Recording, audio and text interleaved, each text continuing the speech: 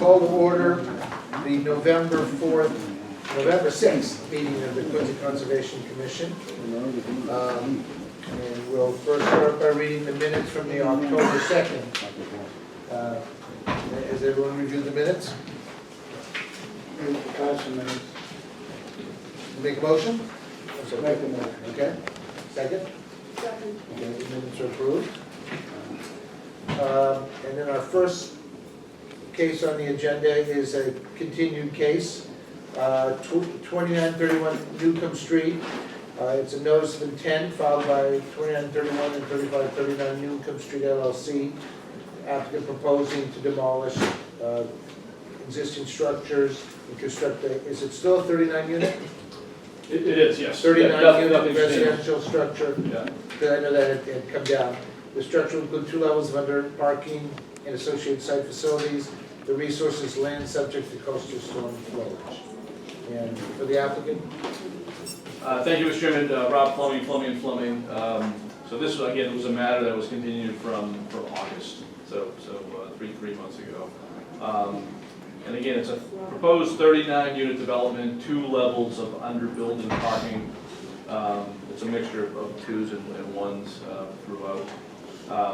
When we first presented back some time ago, that original proposal also included subsurface parking. We made a lot of changes, cutting down units, number of units from 52 to 39, removing subsurface parking, shrinking the building as well. This has been through site plan review with the planning board. That is completed. Zoning Board of Appeals, we appeared in October as well. That's been completed as well for the minimal relief we were seeking from that board. We provided this commission with everything that we really needed to. We're just waiting on an order of conditions to issue. And the project has been scaled down in the numbers as well, right? It has been, yeah. Again, from 52 to 39. And we dropped the story from the building as well. The jurisdiction before this board is coastal storm. So the YMCA went through the same. And it was this matter was continued from August because of some questions of the YMCA complying with their order, having nothing to do with Newcomb Street. You know that this is a difficult area in Quincy as far as drainage, but you have the engineering from your project doesn't appear to make it any worse. It doesn't make it any worse. In fact, we believe better, Yeah. because of the jurisdiction, although we're not required to provide retention on site, our plans include that as well. So we're really improving any runoff from this particular property by doing that. Again, not required for the regulations. So what is new since the last time you came? You got the other jurisdictions, the other boards, mainly. Yeah, zoning board. So planning board was really by a constructive grant because they hadn't acted, within a certain period of time. Don't ask them why, you'll have to ask the board yourselves. But understand, that site plan review process is very thorough. This was independently reviewed on behalf of the city of Quincy by an independent engineer who reviewed everything that you're reviewing with respect to drainage and those things. And they were satisfied. And so again, we've complied, with the filing with this commission as well. So the only thing that's really changed is that we've received zoning board of appeals relief, and planning board site plan review has been completed as well from August. But nothing with respect to the proposal has changed.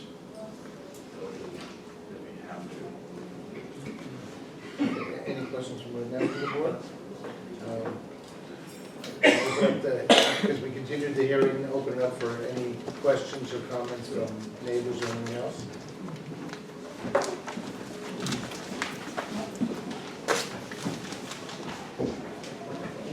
Yes, comments.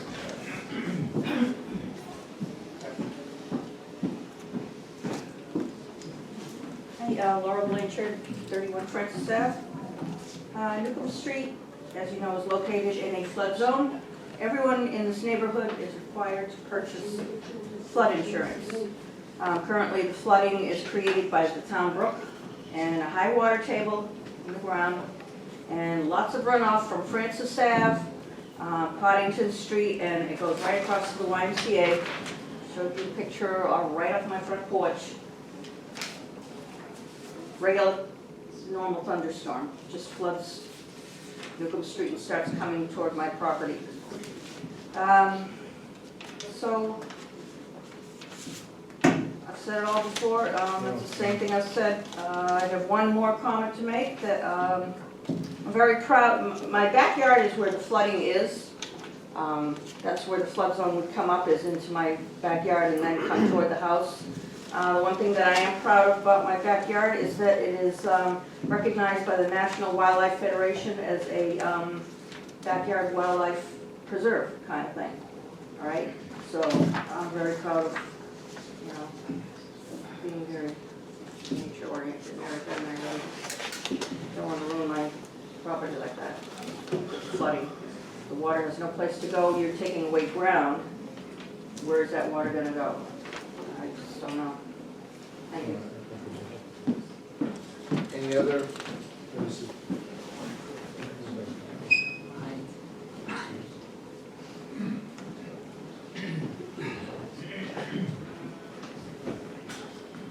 Jeff Lyons, 197 Elm Street. Members of the board, it's time for you to do the right thing and take care of the neighborhood.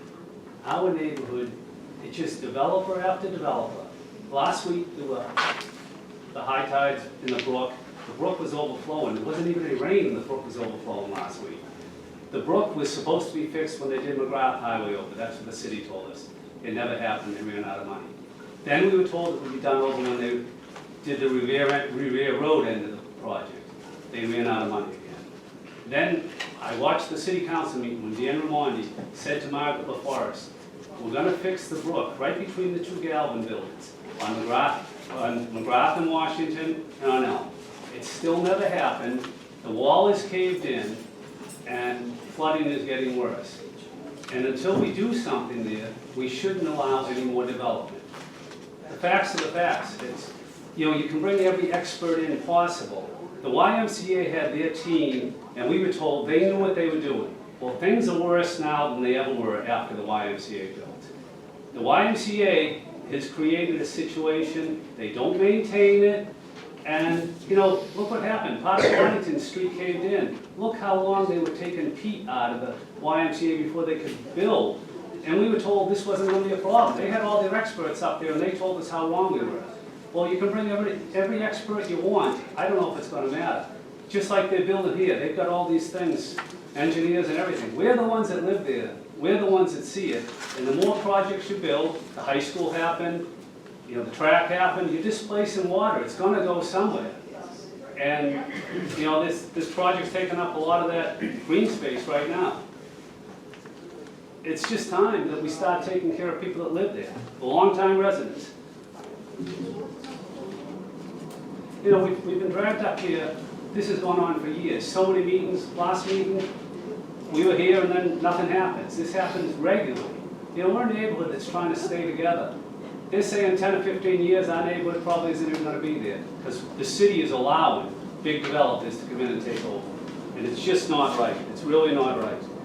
I mean, think if your neighborhood was there, if your house was there, if you wanted to stay there.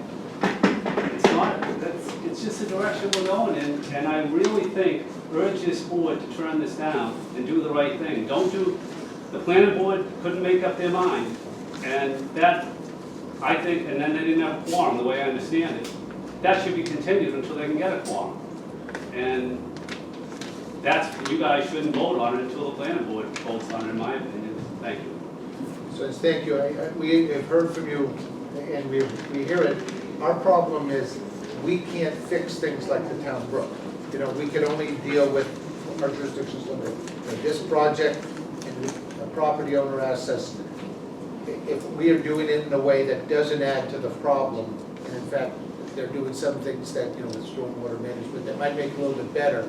But, we're aware, we hear this is a sensitive neighborhood, and we're not looking to impose things on it. But a property owner who's doing it properly, we can't just say no more. I understand what you're saying, but then what happens when it gets worse? The YMCA said it wasn't gonna happen, and it's worse now than it was. So what happens if it's worse after, no one goes back after the Y and says, fix this problem now, you said it wasn't gonna happen. Do you see what I'm saying? There are problems in that neighborhood, and there is. Yeah, but I understand what you're saying, but the YMCA specifically said they had the problem solved. It's, the YMCA has made the problem worse, and I don't see anyone making them correct it. And that's part of the problem. And so what happens if things get worse after this development? We're still there, but who's gonna correct it? And that's something that, you can have every expert possible in here, but how long were they taking feet out of the YMCA? They were truckload after, but this went on forever. And so obviously there's problems with the soil. I think it's something that has to be taken care of. Thank you. Any other comments from neighbors?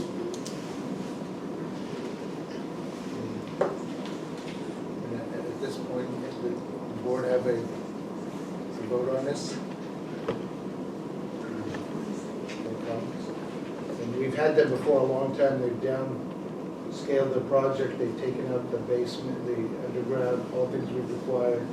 And it's not gonna fix the neighborhood, but it's not gonna. To some extent they are. We're putting in the order conditions for groundwater system maintenance. So I think that's all we can do. You don't think it will effectively make this condition worse? I mean, the engineering tells us that it is not going to. So do we have I can't give them that advice because that happens. And they do have recourse, but I can't say it. So do we have a I motion? think David wants to. Just a quick Okay. comment. Thank you, David McCarthy, 48 Whitney Road, Woodlawn Council. I've been up here just as much as the neighbors have been up here, and the part that worries me a little bit is when we do the planning and the zoning, and Jeff makes a point with planning still kind of up in the air. They didn't have a quorum, and they didn't know what to do, and there was a lot of doubt in planning in regards to the project. I know that Mr. Fleming, Mr. Niosi have dropped it down. I'm still a fan of dropping it down even more, but that's not in your, on your radar. You're just talking water, and I understand.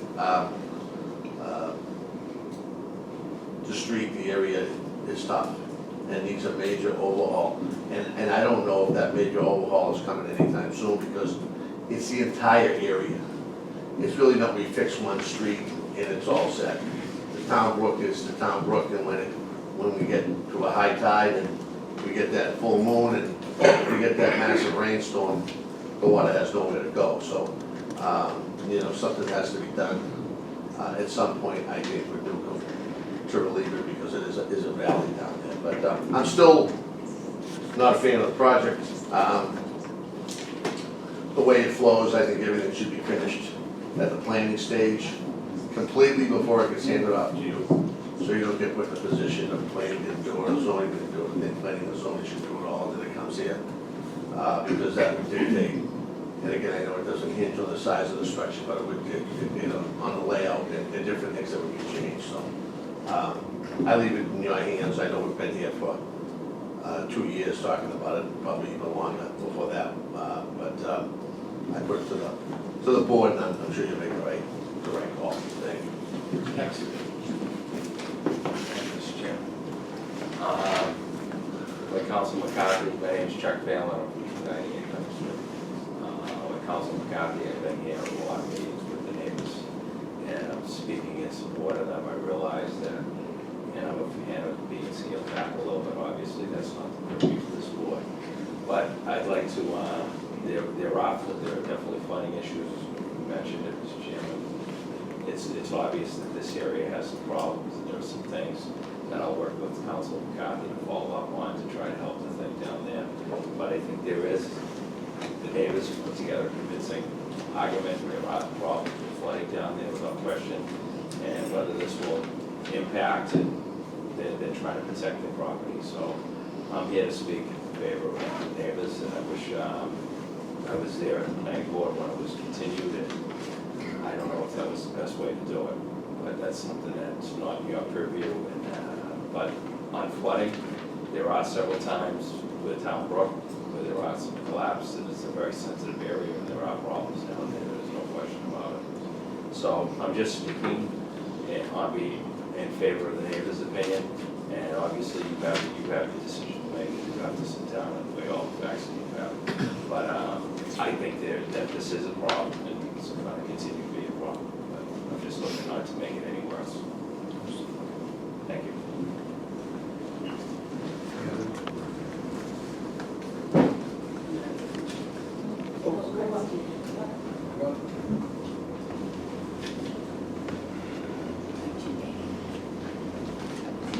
Stephen Howlchuk, 11 Francis Avenue. I live about 300 feet from where this development is proposed.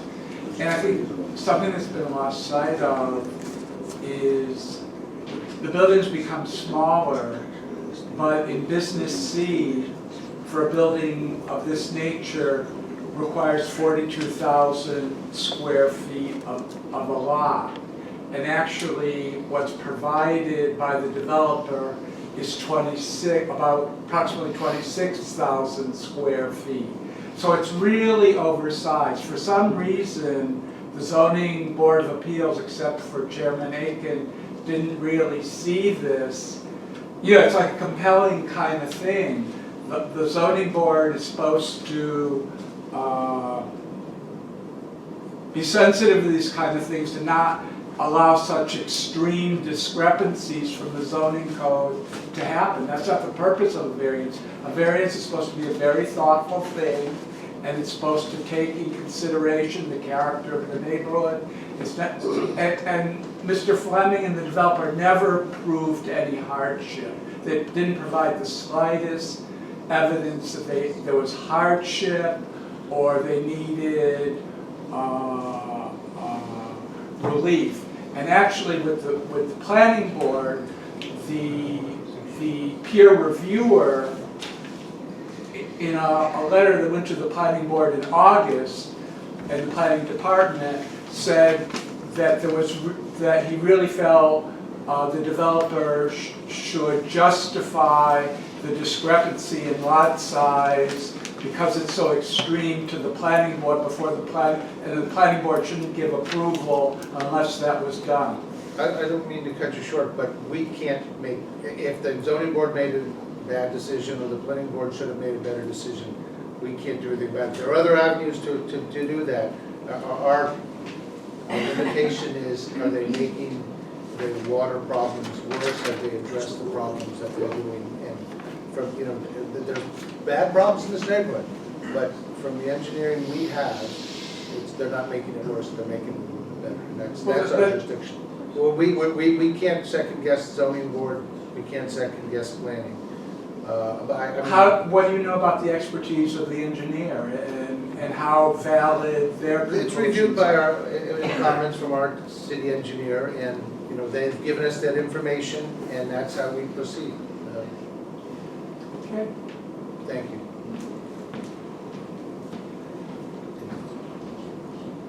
Do a point of. Well, I don't think we should just. Oh, is there somebody else? Okay, come on.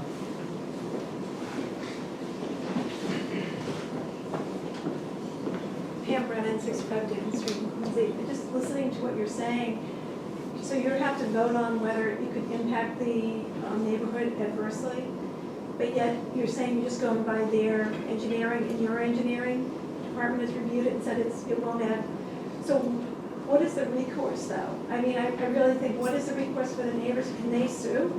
You can't do that. Could they do a class action if in fact there is issues and there is more flooding impact, because the Y did that. You guys must Yeah, have no, reviewed the Y, and the city must have reviewed the Y.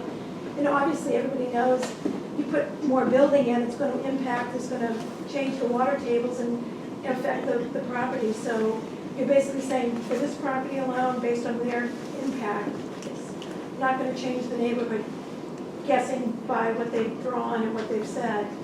Well, we have to go on the information that's given to us, you know, unless somebody else comes forward with other contrary experts.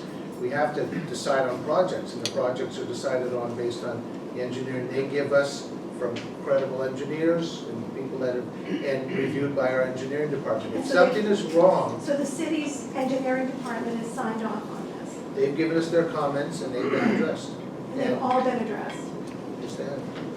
And that's how we proceed with projects, and, you know, if they're wrong, people have their remedies. And they have a recourse then. It's not ours to direct that. All right, thanks. Okay.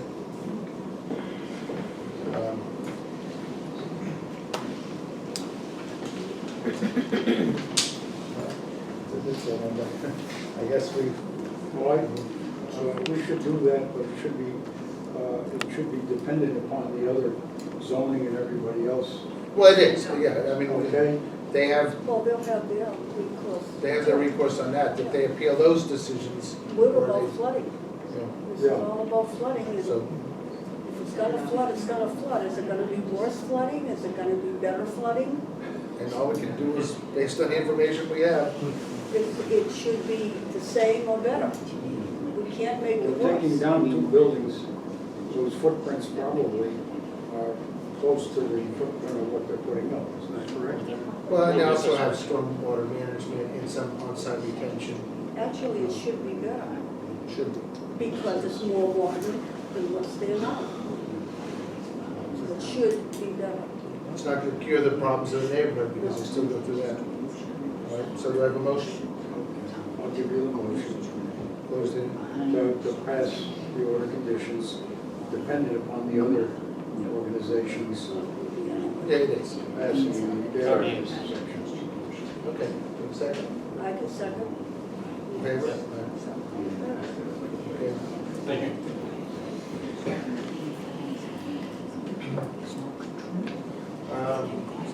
Our next matter is 797 Quincy Shore Drive, and that has been continued at the request of the applicant. Is there anyone here on 797? That is the beach club, right? Okay, that'll be continued to our next hearing, which is December.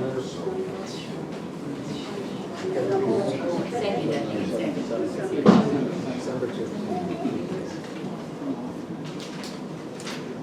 Our next matter is 66. Let me just.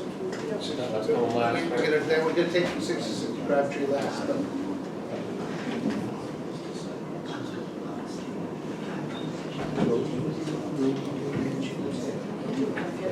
All right, then we can go forward with well, let's go forward with 850 Hancock Street, Blacks Creek. Notice of intent by Dave Murphy, City Quincy Park and Forestry Department. Proposed project includes the long-term management of Fred Matties, and the resource area, the Black Creeks areas. Resources are salt ponds, land subject to coastal storm flow. We've got there. This is a full notice of intent for the.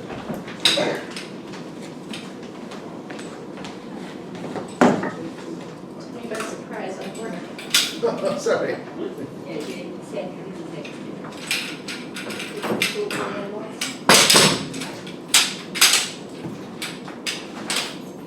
Go ahead.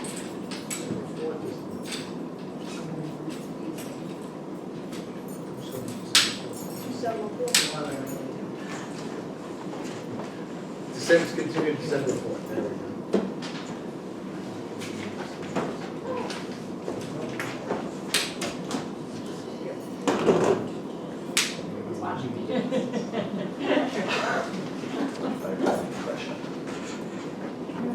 Thank you, that was quick. Yeah, that thing is my nemesis, so, for the record, I'm Amanda Poole, Wetlands Management Time Bond, I'm here this evening on behalf of Commissioner Murphy and the Parks Department.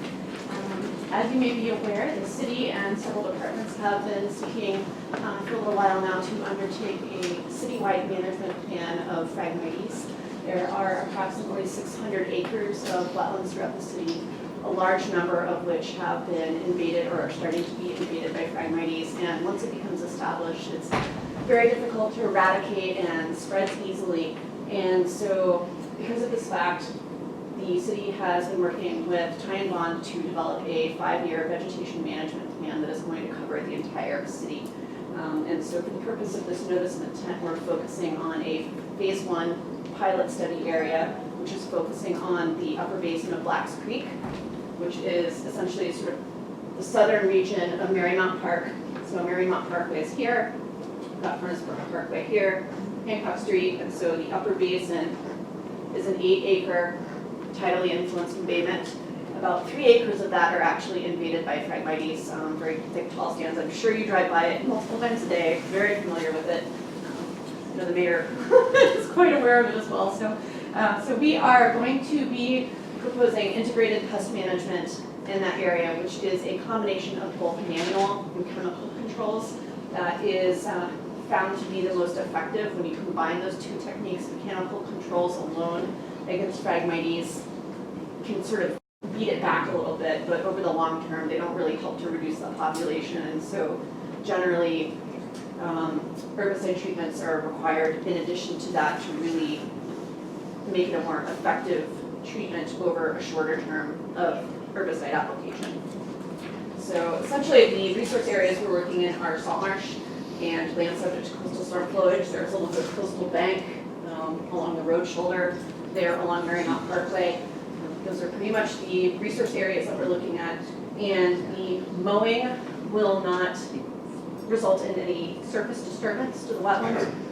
Any sort of cutting will be done either on foot or with low ground pressure equipment, such as a marsh master. I don't know if you're familiar with those, but I have some sort of crop things all over the place here. But that's essentially that. Phragmites has been around for so long in Quincy that we think it's native and it's not, it's invasive, right? So what replaces it when this is taken back? Is So it natural? once it's taken back, so we're proposing a 5-year management plan right here. So each year, so we'll start with the cutting, so it helps cut back all the dead stuff. So once we cut back the dead stuff, fall, winter this year, then in the spring, the new growth will start to emerge once the growing season starts. Cut that again, and then right after we cut that in the summer, we propose to do a foliar spray. And so the mowing and the cutting lets us remove a lot of the material, so we're not spraying more herbicide than we need to, because it cuts out the stuff that you don't actually need to spray. So it's a good technique to help reduce herbicide use. The herbicides that we are using are a combination of rodeo and Polaris, which are glyphosate and imazapyr, which are approved for use within wetlands by Mass DEP. And they're very safe, non-toxic to animals, and have been proven to be very effective in the management of Phragmites. I know there are a number of sites in the Cape and the Islands and the North Shore, as well as in New Hampshire, that are using these chemicals, and they've been proven to be very effective. So sort of right there. So yeah, so essentially each year, so in the fall, when it's like November to January, March area, we'll be mowing, and then anywhere between June and September, we'll be doing the foliar herbicide. And then after the herbicide treatment, one of our wetland scientists will be going out, we'll be looking at the extent of Phragmites growth each year, seeing how much has fallen back, and we'll be providing the commission with a monitoring report each year, detailing the types of activities that occurred, where they occurred, how much area, because in theory, year after year, we're not going to be needing to herbicide as much area as we knock it back. So we'll be able to document that, and then also document the reduction in surface area that I might use in that area. So, and also, as you may have read in our filing, prior to us commencing any activity in this area, whether it's mowing or herbicide treatment, we will be providing written notification to the commission 2 weeks in advance of the treatment, just so you're aware if you have questions. Let's see what else we got here. There's a pretty well laid out timeline timeline in the narrative in section 3, as well as a number of BMPs. We propose to clean all the equipment, the mechanical mechanisms on the mowers, tire tracks, and that's for anything around the city when the equipment's going off site, spill containment, proper usage of herbicides by licensed herbicide applicators, all those typical things. But it's pretty straightforward, and I'm just happy to answer any questions at this point. Okay, there's no negative things on the herbicide you're suggesting. Correct. And I do have fact sheets on those that I can provide you with that we pulled together. Should be emphasized that this is an invasive weed. Yes. And you have Australia's here. I thought it was originally from Egypt. It is, yes, and that's just the species made in Latin, but they're more from the Asian continent, so. Okay, anyway, it's just a nuisance weed, and it is not protected under the protection law, environmental protection law. So it's a 5-year project that you. Exactly. But what is expected once the Phragmites is eradicated? Will there be natural growth? Will Yeah, there be- so once we start to knock this back, the native salt marsh vegetation is anticipated to start to come back, and because of the mowing, we'll be clearing all that out, so it will be shaded out, and then the herbicide will start to knock back the new growth. And the native species typically persist in the seed bank for a long time, and I know other communities that have been doing management methods like this have had pretty great success in just seeing the natural succession of those plants come back. But we do have mechanisms and specifications in our management plan here to provide for any sort of plantings or plugs in those areas after year 5. If we're not seeing the sort of grow back that we think we should be in that area, we can certainly get native nursery stock from a number of places in the state and install those by hand. Because we don't want it to leave it unvegetated, because if the native species don't come back, then the Phragmites will just take back over. This is a public hearing. Is there any comments or questions? Yeah. Okay, come on. Oh, I'm going to. Well, I saw them. What's in your way? Yeah, you can leave those for us. I'd like to read through You're those. welcome to take one. Thanks. My name's Joseph Shea. I'm going to start off by saying the audio in this room is terrible because the way everybody talks, no one's hearing everybody. But besides that, I live at 110 Furnace Parkway, across from Blacks Creek. This is up a basin from Southern Artery to Hancock Street. And it sounds like it's a landscape job to me. And my question I thought this was to alleviate in some sense to help grow not only the marshland, but alleviate and help with the flooding that is up on the upper creek. Right, wrong, or indifferent, I'm not sure. My question is, just by cutting the landscape down, how is this going to help alleviate some of the flooding problems that live up on the upper Furnace Parkway? As far as rainwater, the quarries have been backfilled, the table water is grown in Quincy, it's consistent wherever you go, it's nationally known, it's easy enough, flood zones, so on and so forth. I don't know that this is going to help alleviate, but obviously on Blacks Creek, it hasn't been dredged in over 45 years, if not more, both the upper creek and the lower creek, and tidal floods happen consistently. Every proposition has an opposition regardless of what you propose. I'd like to know more information in regards of how the impact of what this is going to do to make the flooding less of an impact on the creek. Yeah, certainly, I'd be happy to respond to that. So the primary intent of this project is to improve habitat function and restore the native ecosystem. An ancillary benefit is sort of increasing flood storage capacity to Phragmites. I'm not sure if you're familiar with the root systems or if you've ever tried to just pull one up out in your backyard, but they're deep and they're thick, and when you have all of the stormwater runoff, like you do have in an urban environment in Quincy, and you get all the sediment and all that's coming in, these marsh systems, especially the Phragmites, really attenuate. They build up a lot of sediment, so you start to the land build up.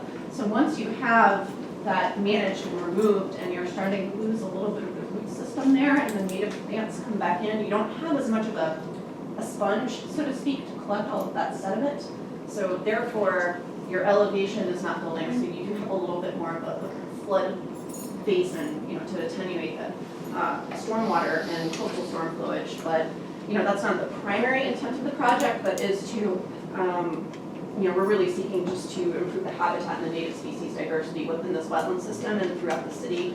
I know that there are some other projects and things that the city is looking at in the lower basin, and, you know, there are issues with the sediment, the flooding there, but that's not really the focus of what we're doing here. But it does have an ancillary benefit, and one of the reasons we protect wetlands in Conservation Commission statewide is to allow for natural flood absorption, and this Phragmites delays it. So it does have some positive impact. I get all that, but as well as rains and the Yeah, conditions there's that lots of we other problems. and the runoffs of the roads and, Yeah. you know, the settlement still exists, and as much as you might want to cut down to regrow that marshland, you still have all that growth of settlement that Yeah, runs off the streets so and. the native marsh species that you see, you know, they're typically, you know, it's not that tall, and they don't, and their root systems, they're just not as robust, and so they don't trap as much dirt that's flowing off in the stormwater, and so because of that, you know, your land's not building, so your stormwater and your coastal storm flowage has more area to go into, so you're not going to be displacing any of that. So it certainly won't harm it, and it's not going to make an immediate benefit, but over the long term, once it starts, we knock it back and it's managed and the area is reduced, there should be a minor benefit. I get it, but I still feel as though that the dredging should exist not only to the upper creek, the lower creek, and Quincy Bay. And Well, that involves a whole nother. I know that does, I get it, but I, like I say, it just, culturally, yes, I understand. I appreciate that. Thank you. Yes, sir. Comment?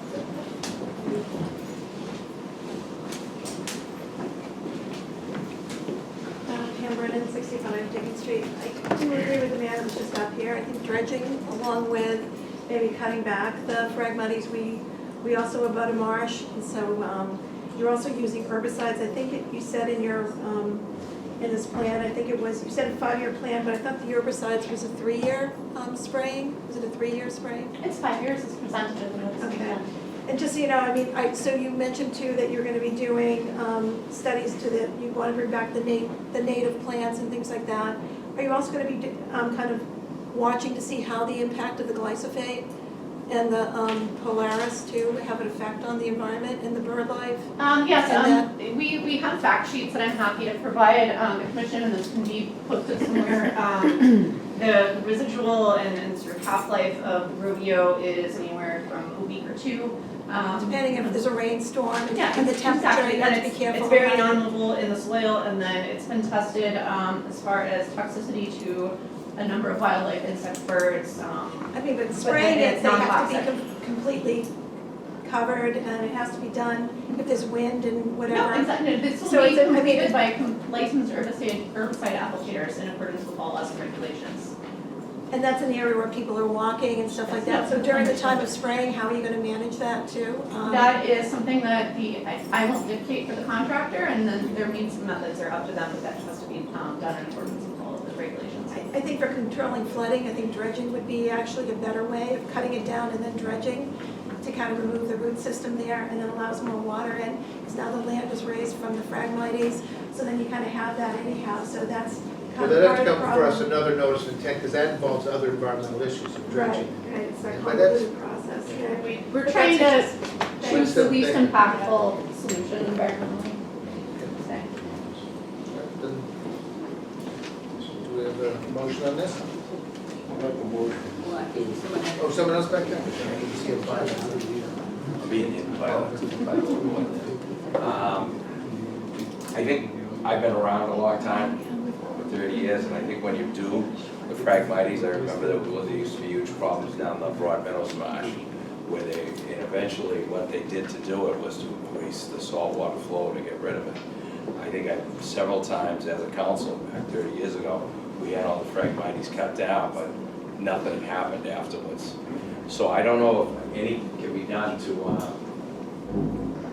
bring salt water into where that is gonna be going, because that will kill the Phragmites, if I'm not mistaken. I know that the city is, I'm not at liberty to say, you know, I do know that the city is exploring additional alternatives to increase saltwater flushing in the area, but I don't know the exact project details, and they're more in the beginning planning stages of those, but this was sort of the first hit, and those alone won't knock out a lot of these populations that are here. Well, I'm for cutting down the Phragmites. I mean, I think that it is a problem, it's an invasive species, it doesn't help anything.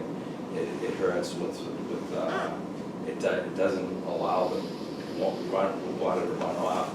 And when you're going to do those things like that, after January, I'm more than happy to set up a community meeting with all the people here. And we can go over it, but for now, I'm very much in favor of cutting down Phragmites. And there are other issues that need to be looked at, dredging and stuff like that, for sure. I'm sure I'll be back here with talking to the city about getting those issues done, because there is, that whole basin is a water system coming from. I mean, I was part of when we did the tie gates, when MDC closed the tie gates, we ended up suing them to get them back open, so there was a flush of the salt water out of there. And I think one of the best ways to get rid of Phragmites is not to cut it, herbicide.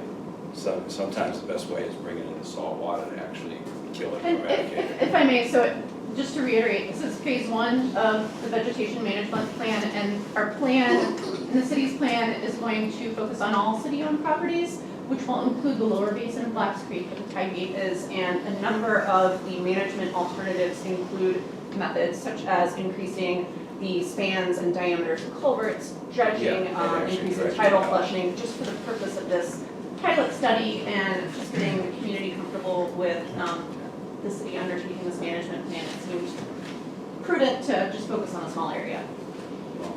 I'm in support, basically, but I think when you're going to do this thing, I would like to have meetings with the neighbors, and I'd be more than happy to set them up. And we'll have regular meetings, and we can go through this, and I think it will help you in your management. It will also help the neighborhood to see what's going on. And not sometimes things happen, like today, they get a letter, and then a week later, the street's being changed, or something's being changed over there, and we can avoid all that by having regular neighborhood meetings. Okay, thank you. Thank you. Oh, we got one more comment?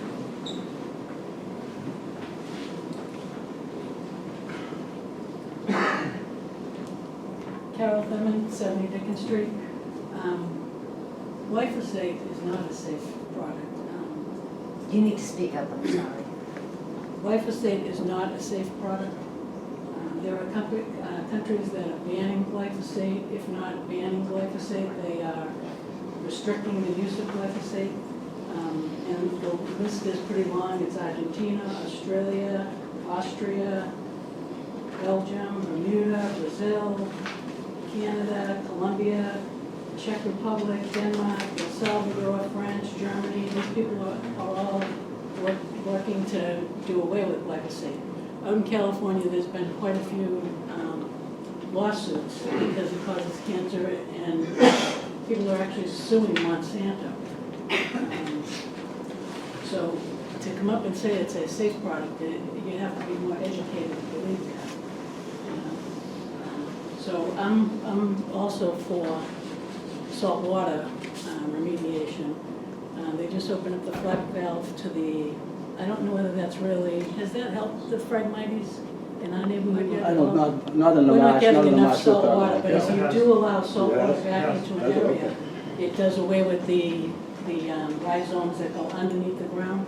So I'm all for getting rid of the invasive Phragmite, but I don't think glyphosate is a product that we want to be using for all kinds of things. If I may, it is being used, it is approved for sensitive areas and in wetland habitats by NAS DEP and the Department of Agriculture. It's being used at low concentrations and diluted with Navicure, so we can reduce the amount that we're using. And in addition with the foliar spraying, because we're mowing, we won't need to apply as much. And the first year will be you know, essentially the largest application, for lack of better words, and then as it starts to die back, years 2 and 3 will be less of an application, and then years 4 and 5, in our DMP, we've listed as optional, because if it's not really going back, we're not gonna need to hit it again, and we can just mow it instead. Would it be possible just to use salt? If salt suppresses Phragmites, would it be possible to just spray it down with salt? What does that do to the native? So the native species too, the saltmarsh species, especially the Spartrina alterniflora and the patens, they need a certain pH. So if you're dumping just salt on it, it'd be a little bit too strong than your natural Depends on seawater. what you use. Can I just say something? 2011, a private group of people from Harborside at Marina Bay started this project, and they're in their 8th year of this, exactly the same thing that you've been saying. And it looks fabulous over there. Every year it's less and less invasive because it is a terrible plant. And it really has come out nice. So if the city is now going to start taking sections and start to do this, this is good. But anybody that wants to go over Marina Bay to Harborside and take a look, this is private industry and they've done it. And they are in their 8th year and it looks very nice. It really has improved a lot. And they actually tell me that the saltwater flow is much better. And they're not all losing their views, which is another issue with Marina Bay. You don't want to lose views of your bay club. So it's working twofold. So it's a good deal if it works, and they're a model to look at. This is a pilot program with. Yes, exactly. This is just one area. This isn't the whole city, because the city is looking to do the whole city, so we're just.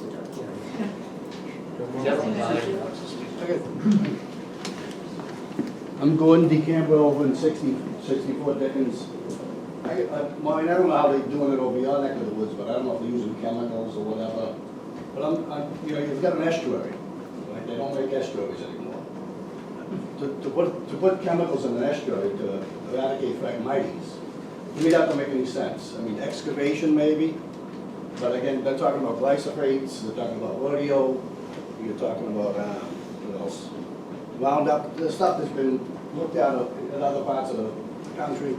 I think chemicals are wrong. I think we need to look at this a little bit longer before we make a decision, because they want to cut now, right? You want to cut now, November, December? Cutting would be done between November and March, and there wouldn't be any herbicide application until next summer. But if the contract were to start, you'd have to continue after you cut, you'd have to do the herbicides. That would be the plan, were we to receive our order. I'd like to see this kind of continued and get some more information out there. I don't think it's the right thing to do. An estuary, you're adding chemicals to an estuary. If you want to do a pilot program, do a pilot program someplace. These are state-approved applications, and, it's not at this point for us to just say, well, we don't like chemicals. They're state-approved applications from our Department of Environmental Protection. We have no grounds to say we can't do it. We have consulted with the Division of Marine Fisheries as well. Yeah, we have to let them, we can't say no if You they're can't using. put it on hold until some more information becomes available. It's a pilot program, more information will become available, that's part of the But once you process. start the contract, if Ty and Bond gets the contract and they start to let's say, do the The cutting. commission has the power to issue an enforcement order or a So that could notice stop, if let's just say, they're really happy. so we could do that. The city's gonna be monitoring it, and if the city, if there's evidence that it's not working properly or it's causing any harm, it can be stopped. The contract's, And that's part of the intent of our notification, so every time before we mow, we're sending a letter. Every time before, 2 weeks before we're gonna herbicide, we send a letter. And that's gonna happen on an annual basis, and then we're also gonna report every year what we've done that year, and then another report saying, this is working, it's reducing, or it's not working, we need to rethink this. or new evidence has come out and the DEP says don't do it, and then we stop it. The notification was up to 343 people, I think, correct? How many people hear about this? 1, 2, 3? The notification, it did go out to a lot of people, I assume it did. Yes. We got the notification from the legals as far as that. we're just, in our neighborhood, we're just opposed to any type of chemicals being used in an estuary to eradicate phragmites. We do think that there's other, whether it be excavation or whatever, I understand what you're saying, if it's approved by the state, it's a little bit difficult. But I also don't think that the contract should be awarded. Well, it's not locked in stone, if Okay. something goes wrong, We can still stop. come to us and. Okay, all right. All right, thank you very much. Stop the cutting, of course. Well, if you cut phragmites, that doesn't do anything. No, You're there's gonna something have- else that we don't do. Something has to, because they're just gonna keep Just on coming increases the back. amount of water flow going. Exactly, phragmites, I'm not an expert, but they go down, they don't go down that deep, they spread out horizontally. So if you were to excavate a few feet of phragmites, you'd be doing a lot more for the ecosystem than you are adding glyphosate. That's what I'm doing, because you can excavate down a few feet, clear out the phragmites, and you wouldn't have a problem with adding any chemicals in the estuary. That's excavation, But we'll monitor. Okay, It'll all be right. monitored. Good. Thank you. Quick statement. Okay. John Orfield, 8 Jackson Street, currently in Taunton, back soon. Want to stand up and agree with Carol. Is that other chemical, may I ask? That's a Monsanto chemical too? I don't know who manufactures them. I have But I the mean, fact sheets. I just want to make this point to you, Maureen. Roundup works. It does kill weeds, but it's killing people too. Okay? So I personally myself, I tell my dad, I don't want him to even touch a Roundup, but he loves to cut the grass, you know what I'm saying? I personally, I'd rather have just, weeds than cancer.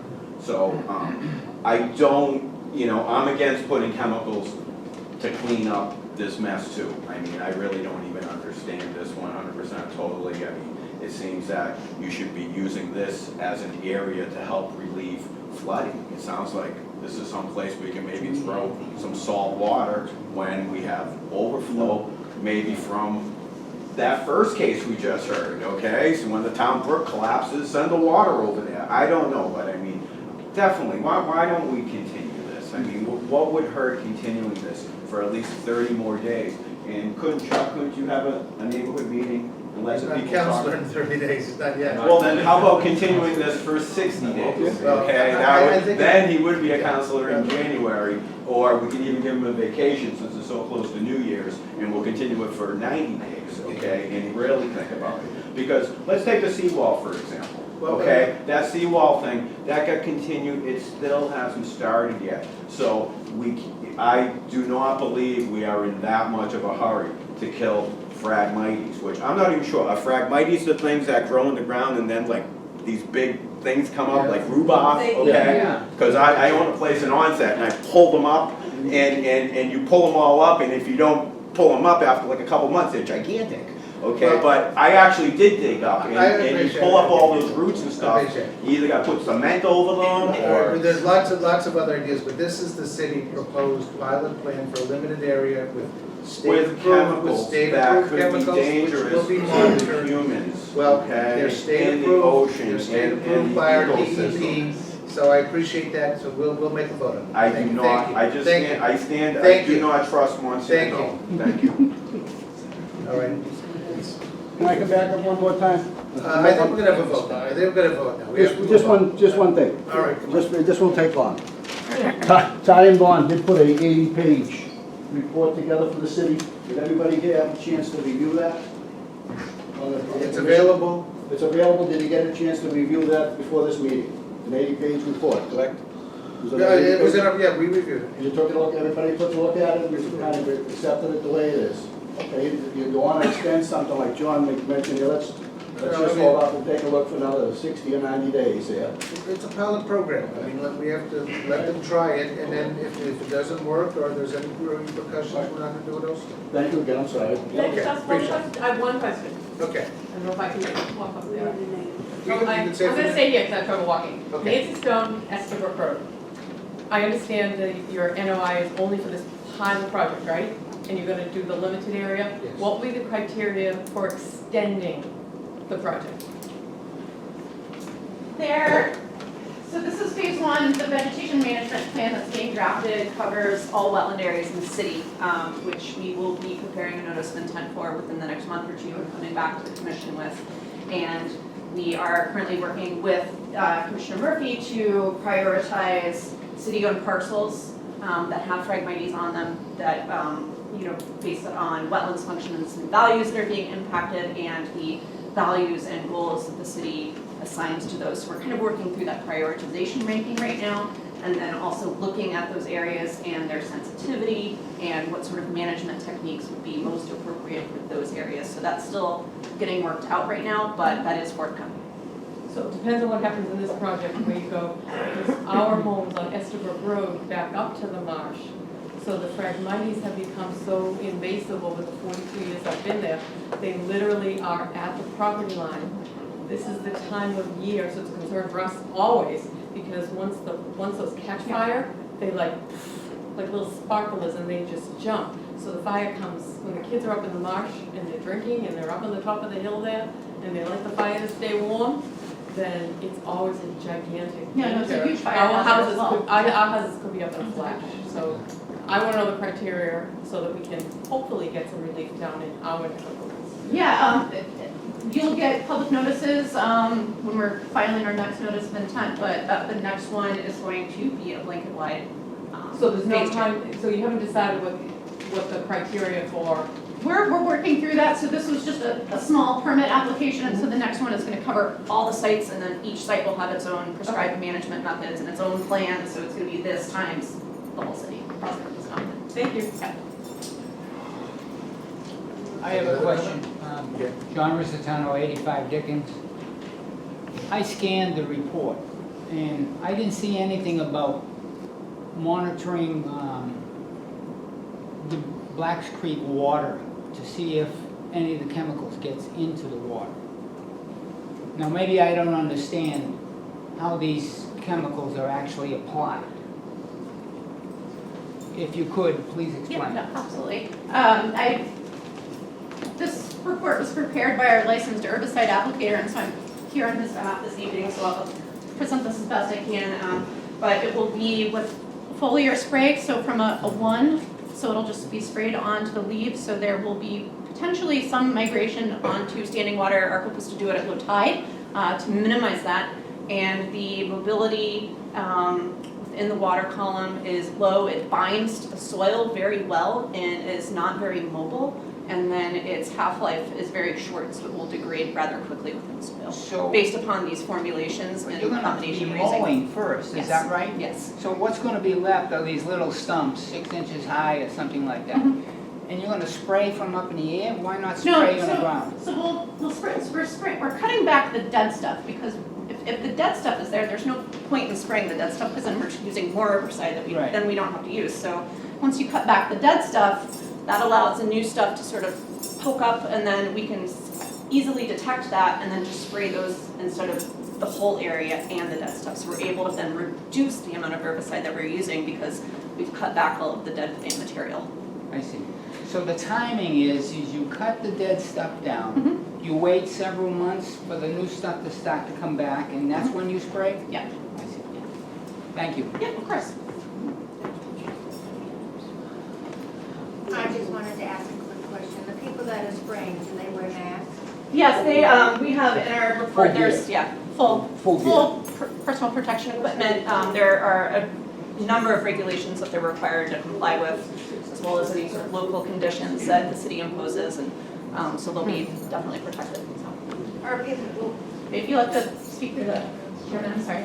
so if we live right You near. have to, yeah, you have to say, I mean, if you have a comment, you really have to come on. You have to recognize the public recorded here. We've also got to get thrown. My name is Susan Dinsdale at Southern Artery 242.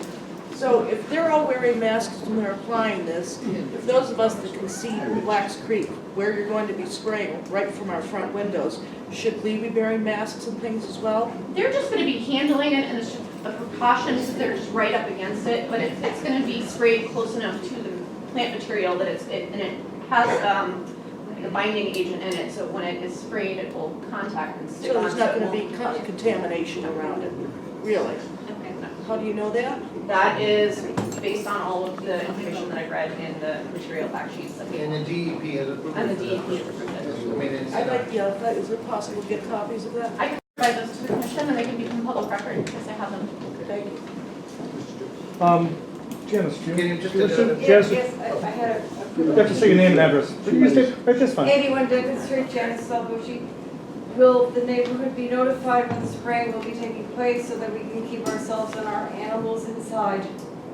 That's what you do. Our intent, yeah, so once we develop our prioritization and a schedule, and we'll be notifying the butters as each, in concert with us notifying the commission, we'll let you know also when the herbicide is being applied. Not necessarily the mowing, but the herbicide.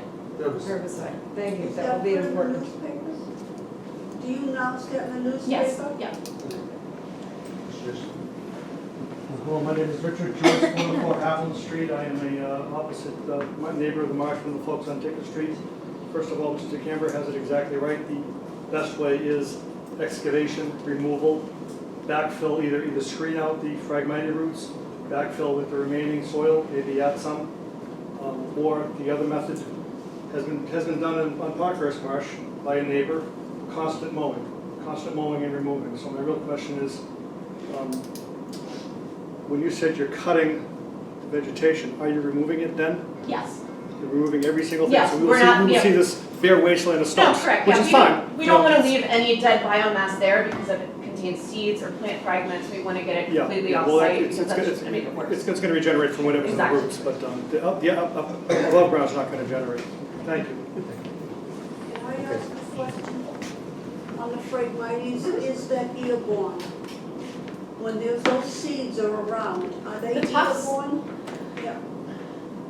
To a certain extent, if you're really kind of shaking them, but if we're able to kind of mow them down quick and then bag them up and get them off site, I'm just if it's done thinking the carefully. spreading of the airborne seeds is what I'm. So the contractors, Collected rather quickly. yeah, we're I mean, collecting you have it to do quickly. something. The contractors that we've been speaking to get quotes for Commissioner Murphy have been doing this extensively on Nantucket, and so they have a lot of experience with it and really containing it, and it's been really successful, and we've received a lot of their reports from their monitoring and their success on their projects, and they've been really able to contain it, and they have a number of methods where they're able to mow and remove it quickly to minimize the spread or aeration of the tassels in the seed. Yeah. So it sounds like containing it is the number one thing. Yep, and getting it off site, making sure the equipment's cleaned, and, these crews do this a lot, and it's what they specialize in, so it's not just your average landscape contractor. These people do this often, and it's what they do.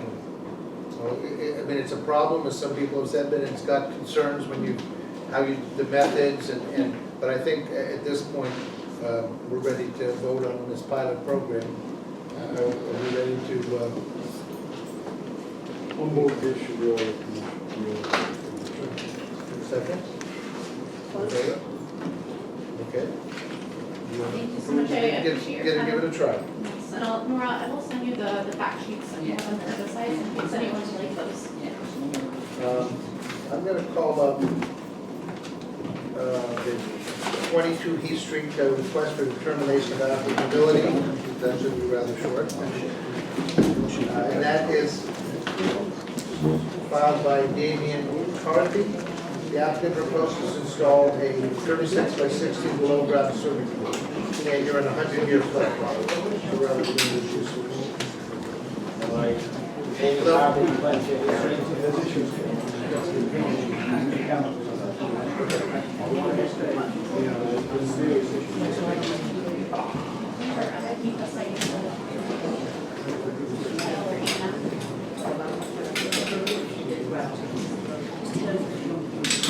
Go ahead. We have your proposal and we have your plan showing the pool in the rear of your lot.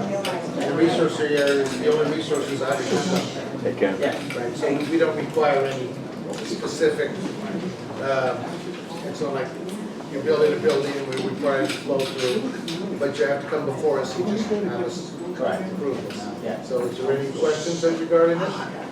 Does this require, does this impact it, or can we give them an RDA? It's a public hearing, so does anybody have any comments on this? Building pool and stone inspector?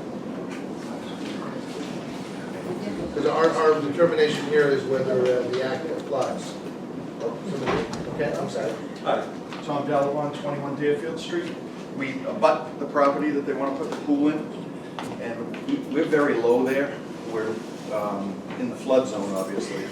The groundwater is only 3 feet below the grade that they want to put the pool in. My concern is when you put this vessel in the ground, what happens with the groundwater? And also now in severe rainstorms, we get standing water flooding in our backyards already. I'm concerned that he puts a pool in, we have concrete patio around, he doesn't have any grass. I just put a driveway in, and I was instructed not to make the driveway any bigger than it was because of the runoff. The runoff needs to go somewhere. What's gonna happen if you have a patio around a pool? Where's the runoff gonna go? I know where the runoff is gonna go. It's gonna go in the neighbor's yards. It's against the law to put water to it.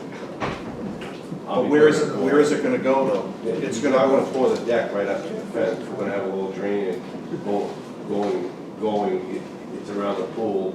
And if we hit that kind of water, we're gonna put it in some pump it up. You're gonna hit water, because I I know I'm gonna hit water now. I I put hit it water in every single pool I dig. I've been doing it 35 years. 3.5 feet, you're Done gonna a lot have. of pools this morning. I've done a lot of pools down there. And the pool will probably only wind up being 5 feet deep if we hit that kind of water. Is it gonna? No, vinyl liner pool. Joanne Dalbon. A liner pool? It's a liner.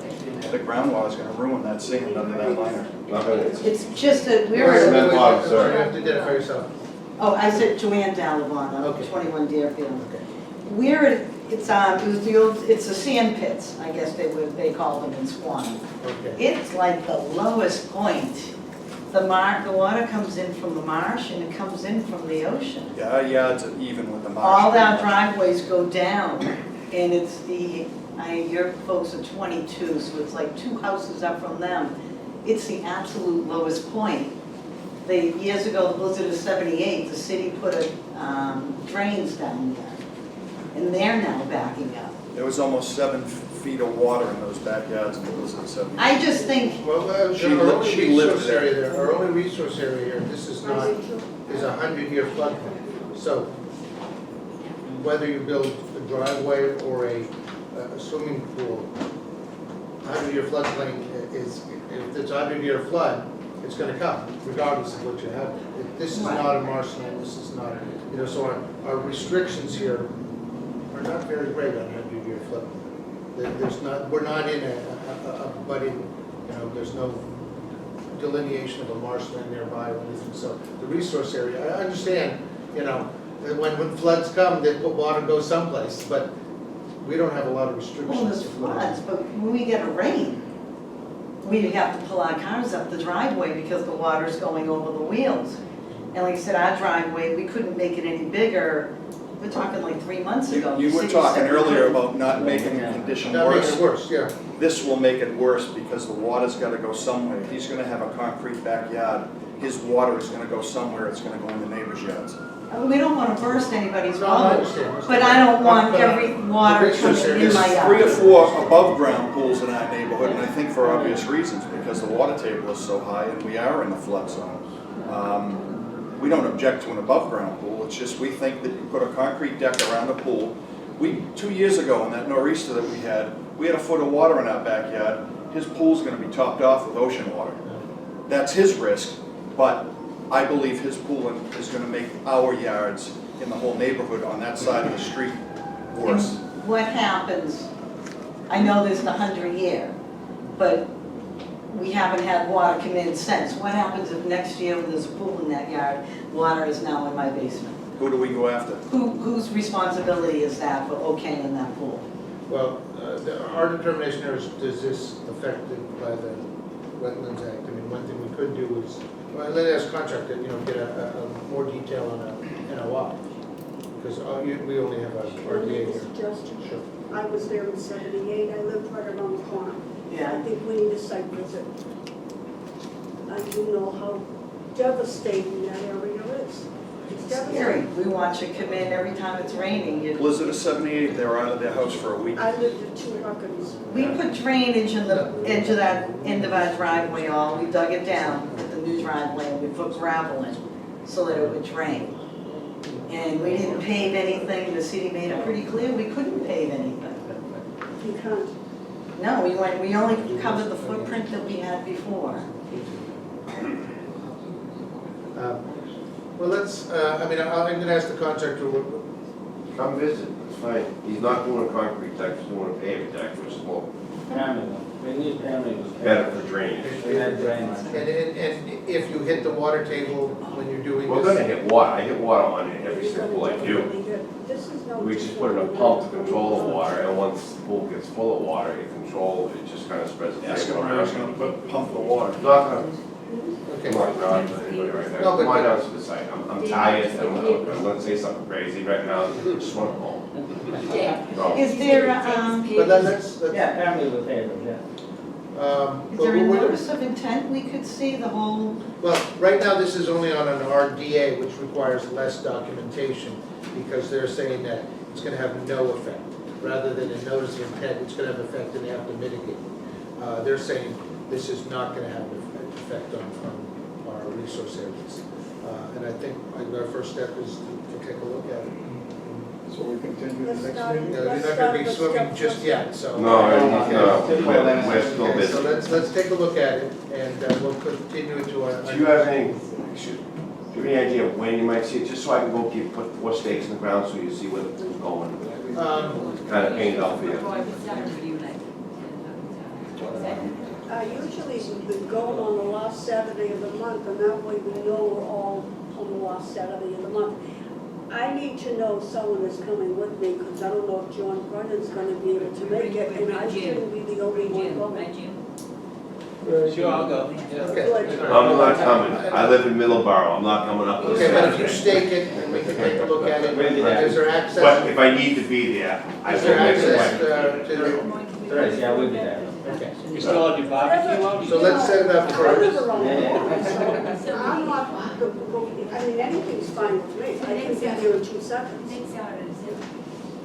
Now, let's look at the last Saturday, which is If we, I November. was trying to make it so that every time we did a site visit, everybody in the world knew it was the last Saturday of the month. Yeah. Like we're the first Wednesday of the month on this, Yeah. then it locks in with everybody. Okay. That was So my that would only be reason. November 30th, Okay, site visit. and we'll set a time, 10 a.m. 10 a.m. Unless it's snowing, then no one's going. Good point. It won't be snowing after. You just have to get a hold of Nora to get a hold of all of us. Okay, but we'll set a site visit, and as neighbors, you'll obviously be there too. Thank you. Okay? Thank you. And then, so we'll do a site visit November You gonna be there? 30th. I will make my. If you do it early in the morning, 10 a.m. 10 a.m. I can do 10. Okay. We do always do 10, we always do the last Saturday if it works out okay for everybody. I'm an hour and a half. I think that's Black Friday weekend. Continue till December 4th. 10 o'clock, after You were hanging out the other day, I saw You've you. been up since 5. Great, Okay? great. Thank you. Well, let's get a motion to continue the hearing to.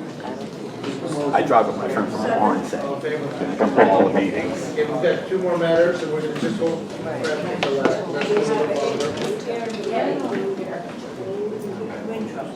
Okay, let's do 162 Winthrop Street, notice of intent of Aaron Kelly. Yes, I know that. The applicant proposes to raise existing single-family home, construct a new single-family home on a 15 by, with a 15 by 22 addition to the right of the house. It's land subject to coastal storm flow. And that is, hello. And so this is an entire home on the same footprint? Same footprint with a 15 by 22 addition, and then I'm just moving my deck from behind the house to the right. And what's our resource area is coastal storm flowage. So what kind of coastal storm flowage you can't avoid, but you can mitigate its effects? So what kind of foundation? Do you have a foundation? Yep, I have a foundation. And then my addition would be, I was told to do it on sonotubes. Yes. And then my neighbor is actually the Bayview Boatyard, so it's actually, the conservation is actually kind of diagonal from the house. It's not abutting necessarily. Extensions on sonotubes. The addition would be on sonotubes is what I was told to do it on, and I would keep the existing foundation for the existing. What is the existing foundation? Is it concrete? Concrete, yes. Concrete foundation? Yeah. So you're not changing that in any way? Not changing that footprint, just an addition. Should we see a foundation plan for this before we? Sometimes people fill in the foundations and they don't use the cellar anymore. And sometimes you make them take all of the appliances and put them up. Because you are in coastal, do you have a cellar? I do, but there's nothing in there. All my, like my wash and dry, everything would not. What about the It's up furnace? on the first floor, your furnace, everything is up? Yeah, well, not right now, but when I tear it down and start over, my furnace will be on the first floor, nothing would be down there. My furnace, my electrical, everything will be on the first floor. I think we should see a foundation plan, because you are in a sensitive area for stone floors. We know what the problems we've had down there, and we're sensitive to So that. she's. Yeah, the previous owner said she never Keeping the flooded. foundation? You're keeping the existing foundation? Keeping the existing foundation. The previous owner said she never flooded. We're kind of like up on a hill. on the We're a little bit higher elevation. there, yeah. Yeah, she just said, a little bit of water up on the ground, but no flooding. But you're in a sensitive area, so, what's the preference here? I like to see foundation I plans. would too, because there is a potential here that we may have to insist upon that being filled up. Depending on the elevations. Yeah. Because if you have a foundation plan, because normally for a new home, even though you're doing it on the same foundation, we get a plan that shows elevation, so we know. I have that, and I'm sorry that was not provided to you, but I've had that for quite some time. I wasn't asked to provide it. I do have, I have all my elevations, I have my my whole new house. I have all that. What is your plan did you start construction? So I went to the zoning board last month. It got delayed because some neighbors didn't have enough time to look at the plans. So I go back to zoning on November 19th, and then I'm hoping to start at least tearing it down. When you go back to November 19th, it will be signed for 2 more weeks after that, and then you're 20-day wait. Correct, but my plans I submitted to the building department back in the beginning of October when I was going to the zoning board in the middle of October. So everything is with the building department. I'm happy to supply it again. Not for conservation, I had to do it for zoning. No.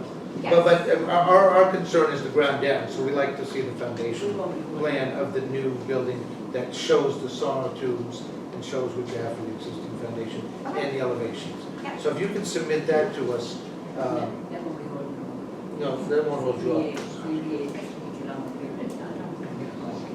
Yeah, I think I have it for the zoning board when I go back November 19th, but I'll bring it up and we can see if that works or not. And then, because we'll have to defer our vote till our December 4th meeting, okay?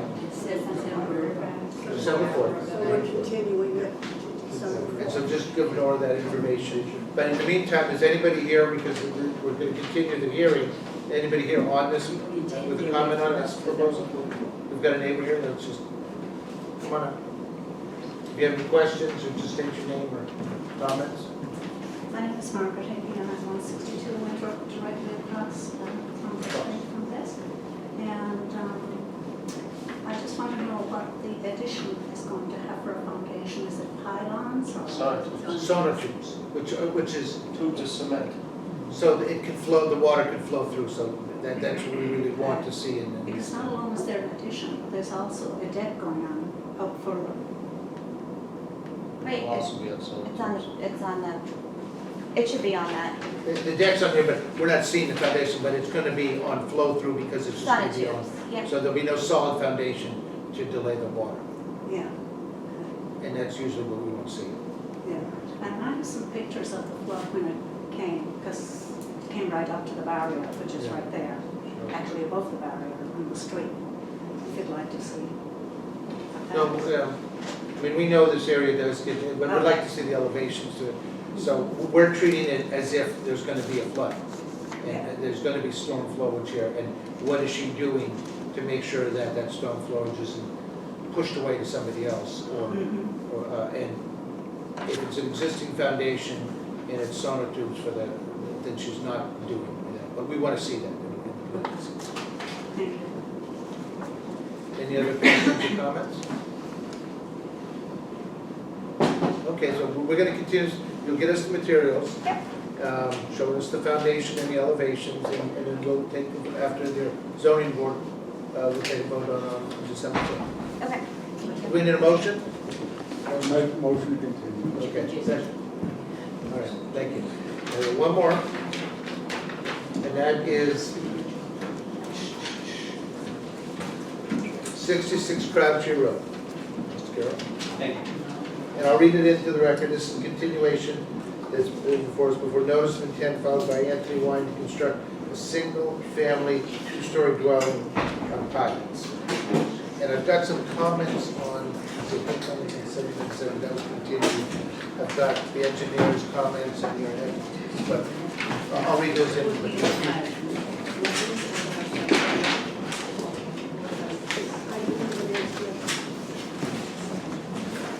The original notice of intent is the notice of intent from August 8th, right? We continued it a couple of times, because you were going to get the DEP Correct. number.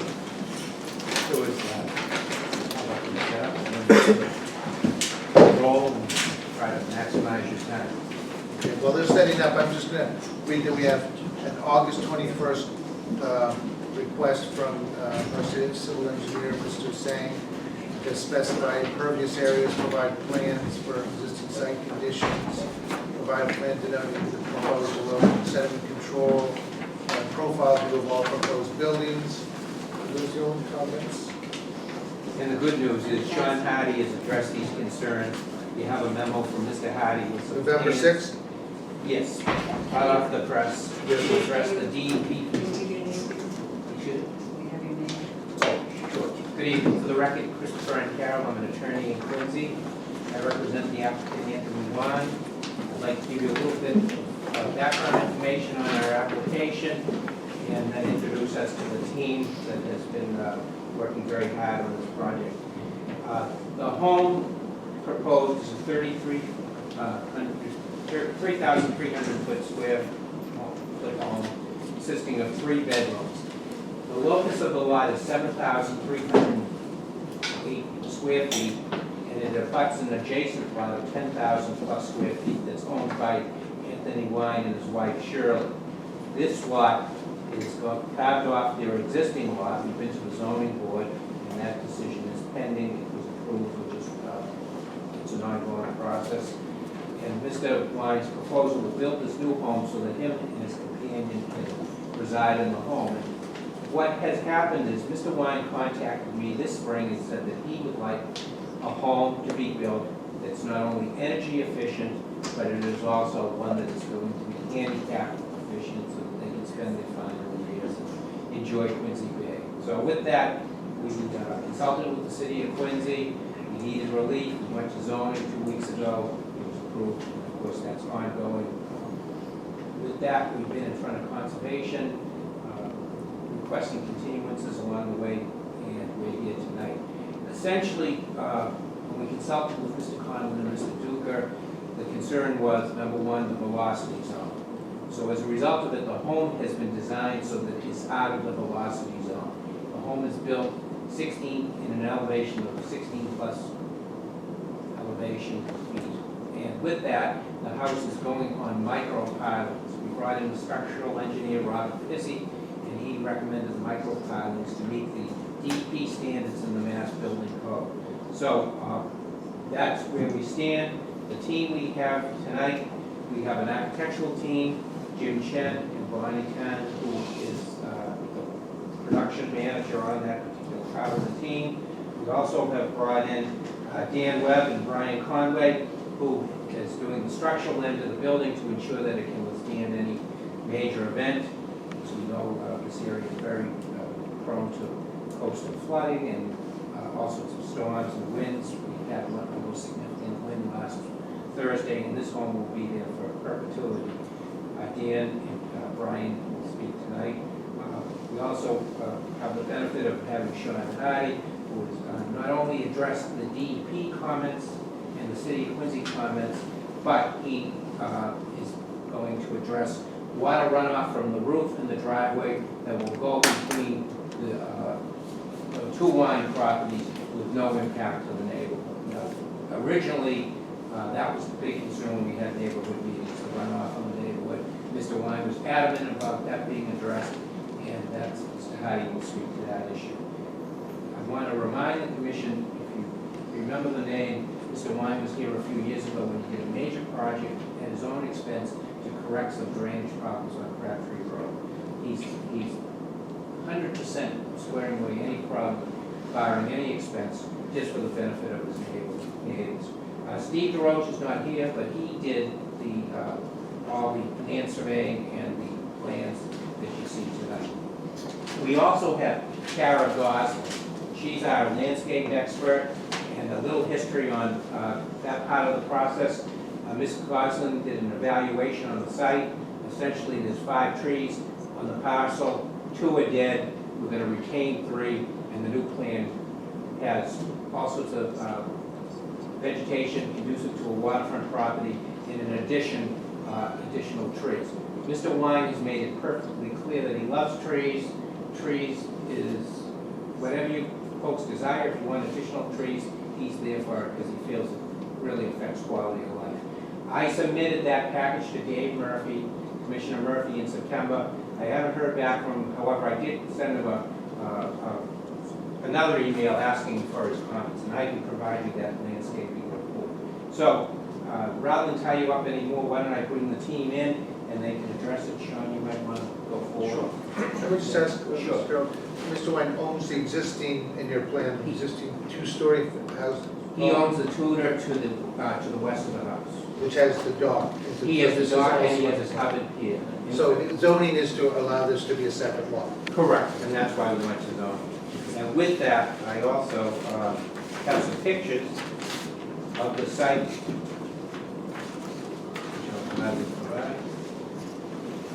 This is a picture back in the 30s of the site. Here's the house, and then here's the most, nothing there in the 30s. And here's a most recent picture of the site, which is for your file.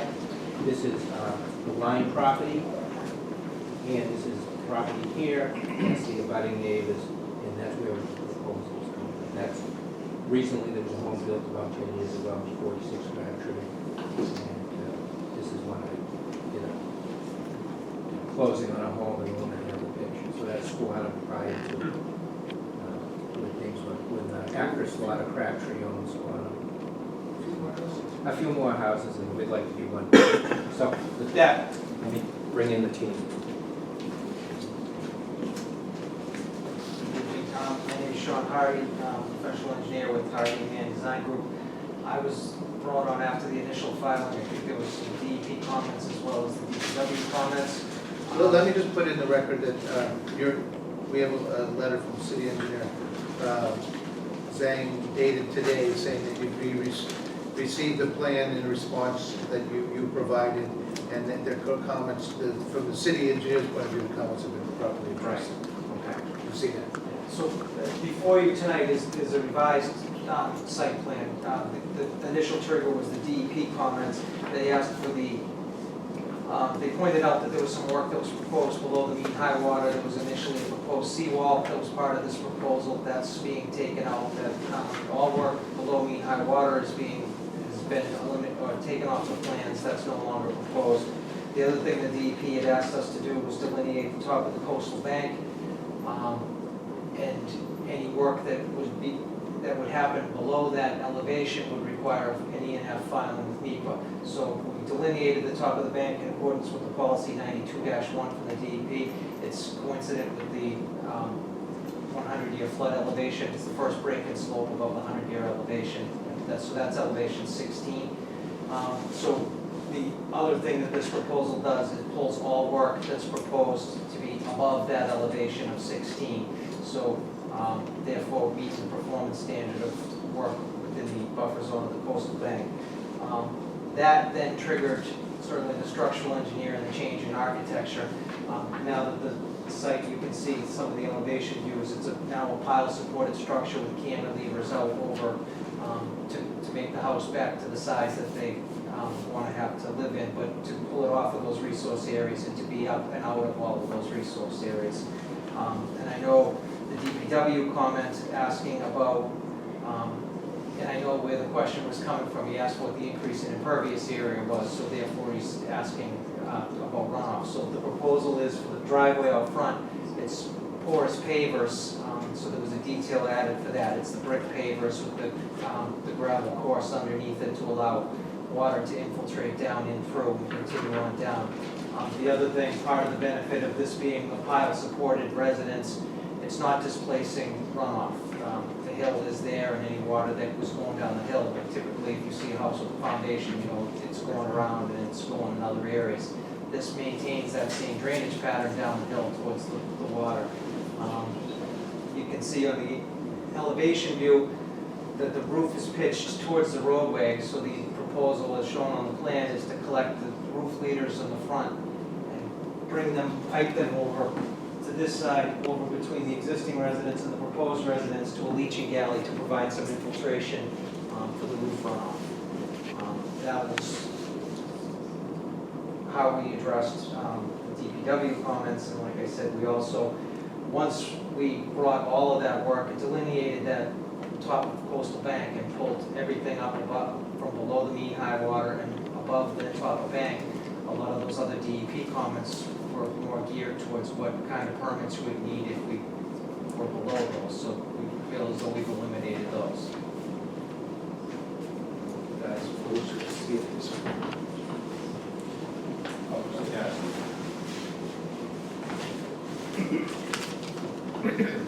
So this is the Crabtree Road side? Yes.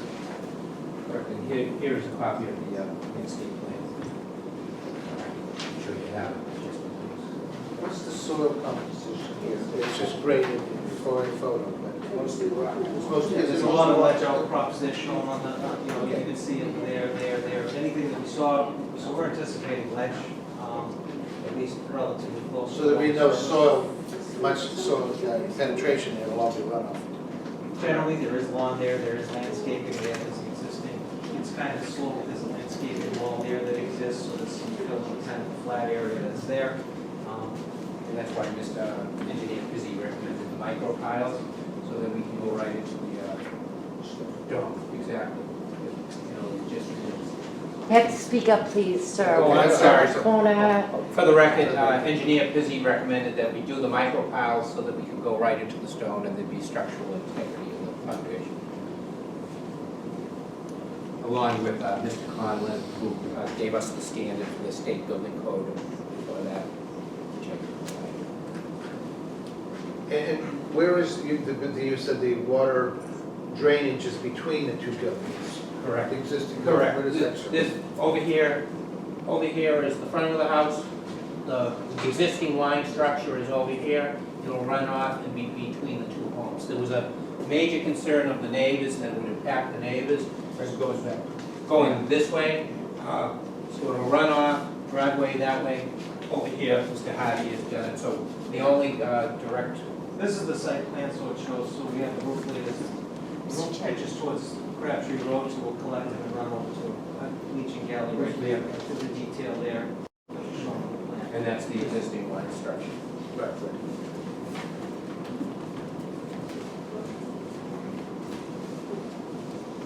We do have some neighbors. Okay, yes. You have some other comments? Yes, I'm the architect. Good evening, Mr. Chairman, members of the board. My name is Jim Chen, the architect on this project. So please allow me to give you a brief overview of the architecture. So the proposed single family is designed to have this contemporary architectural language and with open concept feel and sort of a large volume space. Please speak up, please. So the post area is about 3,300 square feet with 3 bedrooms and 3 bathrooms. The majority of the space, majority of the living space is on the first floor level. The proposed project has 3 parking spaces right in front of the house, sitting on a concrete slab. Also, the proposal is this 2-story where the first floor is level with the street grade, and the lower level is below grade, which is fully exposure to the water side. The first floor at street level is about 16 feet high and sloping upward toward the water side and approximately 19 feet. So that view toward the water. And so this house will be designed sitting on concrete piles. Structural engineer had designed it. What exactly is a micropile? I mean, this is very unusual looking pile in this structure. I think the structural engineer. Oh, okay, well, we'll let you talk. And majority of this house is sort of overhang using that micropile. So I think the structural engineer will get that more in detail. Dan Webb, Structural Services. I think we might have a little bit of terminology thing going on. It's actually, pile terminology can get thrown around all over the place. This is actually not going to be on micropile. It's going to be on rock-socketed caissons. Like they're 18 inches in diameter, kind of socketed into the rock, nice and What are solid. they, sir? What are they? Concrete piers, caissons, they'll Caisson, thank be you. rock-socketed into the rock. And again, terminology, you can use it all over the place. I think the key thing is we have the coastal bank area that we don't want to construct in. These things will all be outside of the coastal bank, up on a hill with a giant cantilever to hold up the building. So that allows you to raise and push the building back. Yes, exactly. They'll be on the leading edge. I think this colorful picture actually describes it the best. So if you just look at, this is the coastal bank zone right here. I don't know if they need to see it from my That's okay. This is the line of the coastal bank. We have our 18-inch diameter pier and some piers in the back with a foundation wall here. So really everything is, you can kind of see the light coastal bank line here. All of these are outside of the coastal bank. So all of this kind of cantilevers out. You know the Contemporary Art Museum in Boston, the cantilever's way over? It's similar. I mean, that kind of concrete piering, it's unusual for anything that's come before Yeah, us. it's neat. But we got the rock to do it, very strong. Yeah. I'm a native of San Francisco and I see piers like that and I get worried about the earthquakes, but I guess that's not this. Not so much. Okay. I tend to say that it probably will be the only house on Crabtree Road that will comply with today's standards. Yeah. Any other questions? Any questions? No, but the piering has dealt with the coastal banks. Yes. Correct. And the velocity. We took it out just because that was the problem. And it fully complies with the visa and coastal requirements. All right, at this point, it's an open hearing, and anybody who has any questions or comments, please come up and identify yourself. Gotta be careful, just gotta come around this way. Drawings up there. Dave Dunbar, 82 Crabtree Road, live next door. I'm in full support. I mean, I think it's a great looking thing and well designed. And I can say that someone had mentioned it before. He had a previous project where he had addressed drainage, and he did a fantastic job with that. I was a beneficiary of the work he had done on that one, and it came out great. He knows how to do it well. You know, he's not cutting any corners, doing everything he needs to do to make it work right. You need your name again. David Dunbar. Dunbar. Yes. Thank you. Thank you. Any other questions or comments? Come on up. Careful coming up, so the water is.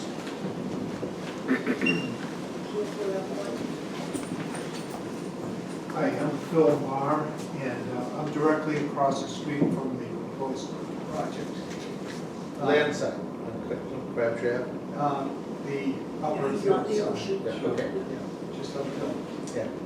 And Well, that's- my family's been there since 1967. I was a science teacher starting in 1969, doing environmental work. Actually, Marina Bay, did a lot of viability studies there. So I'm very aware of the issues at hand. And I've known Mr. Wine for a long time, and he always does it right. And you can see by the work that's been done in preparation that this project will be done correctly. So I think he has a lot of integrity, and this is, I absolutely support this. Thank you very much. Thank you.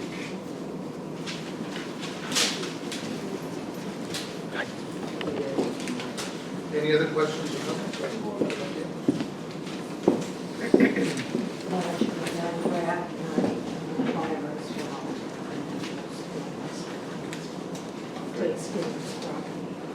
Anything that goes wrong, it's there fixing it.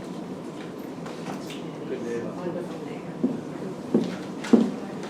Whose bag is that? We need to move that bag. Someone's gonna trip over that. Is that yours? Tony. Tony? Let's just move that. There's a couple people that almost tripped over that. Okay. Any other comments or questions?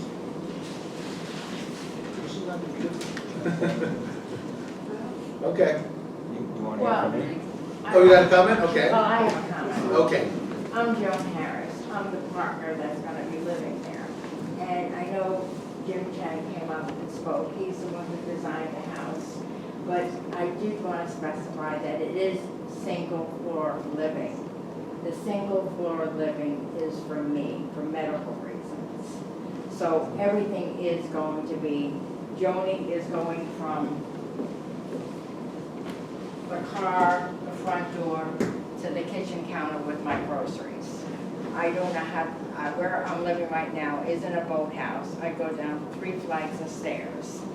This is all, everything on one level for me. So there'll be nothing upstairs. There really will be nothing downstairs. It's all single level. And there'll only be 2 bathrooms. I think Jim said 3. I think maybe 2 or whatever. But it's single living. And this is where we want to hopefully spend the rest of our lives. So that's all I want to say. So thank you for your time. It's nice to come in front of all of you. I'm the owner of the property. I'm Anthony Wine. And I bought that house in 1976. I'm a Quincy guy. I lived in a house at 699 Avenue for 10 years. I bought this house in 76. I've been besieged with developers. Fortunately, I don't have to sell it. What's happened, she's had one leg removed. She's got several problems and she can't climb the stairs. She's on an inhaler now. So I'm forced really to build a handicapped accessible house, which will have an elevator in case she wants to go down below for storage. Or we live on 1 floor. And we've complied with a neighbor. We had a neighborhood meeting with Mr. Harris. We've addressed all the concerns of everybody. And I've done a lot of construction, built houses, built restaurants, so they know what I do. And I got permits for every single thing I've done over there in the last 44 years. So I mean, I understand the side. And the only thing I will do is improve the water problem that they think might exist for the rain. I will address that, because I've always addressed it. She mentioned a problem, I forgot all about it. They had a problem on the other side, I took care of it, because I know what to do. Hydrostatic pressure on the wall, burst in, city told me my responsibility, built another wall, put the foot in the wall, and rebar, 5,000-pound concrete, 7 bags of Portland for rehab. I've done enough construction, I know what to do. This will be an improvement. That's all I can say. I will guarantee it. I'm on testimony here that there'll never be a problem with the neighborhood. I'm a loner. I've never been in the house next door. On the other side, I've never been in their house. Never been in his house across the street. But I know they know me, I guess, because everything problem I had, I took care of it. Thank you for your consideration.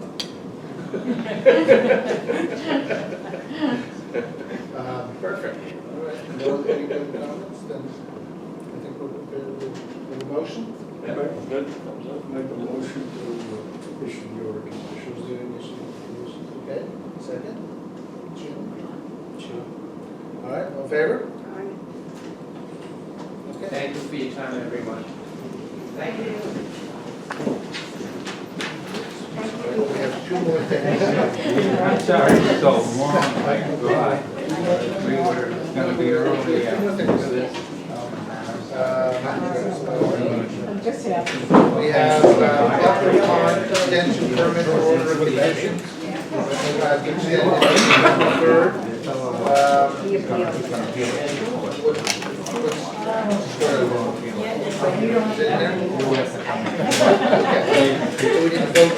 add, motion, approved, and then we have certificate of compliance for Ron Eastern Road.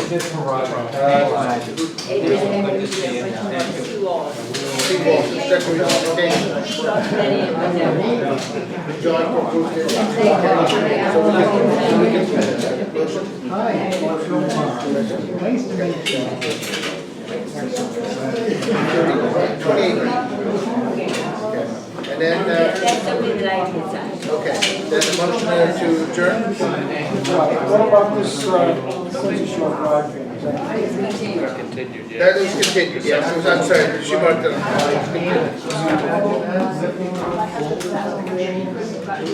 Oh, yeah, hold on. Motion adjourned, second, in favor?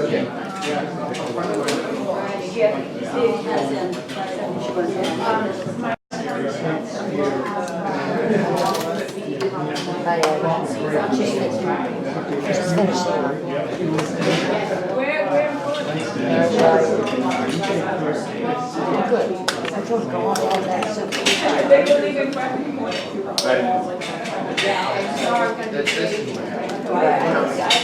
Can you pick me up or will you drop me off? Up by that car, just look around. Again, just walk towards that. I'll see you there.